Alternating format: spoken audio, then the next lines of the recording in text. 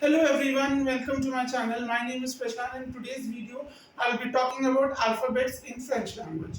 So without any delay, let's get started. A in English we all know is pronounced as A, but in French we'll say R. B is B. C is C. D is D. E is E. F is F. G is J. H is H. I is E. J is G. K is K. L is L. M is M. N is N. O is O. P is P. Q is Q. R is F. S is S.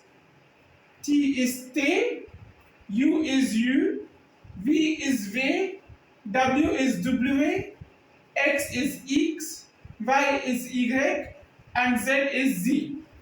So I hope you've learned something from today's lesson, and I would like to thank you for showing interest and seeing my old videos. I try to explain the French language in a simple way so that everyone can understand. So please like the video if you have found it useful. Also, share this video and consider subscribing to my channel for more such videos on French. As I'm teaching everything from the scratch, it would be useful for those who are complete beginners. So that's it for today. Au revoir and bye bye.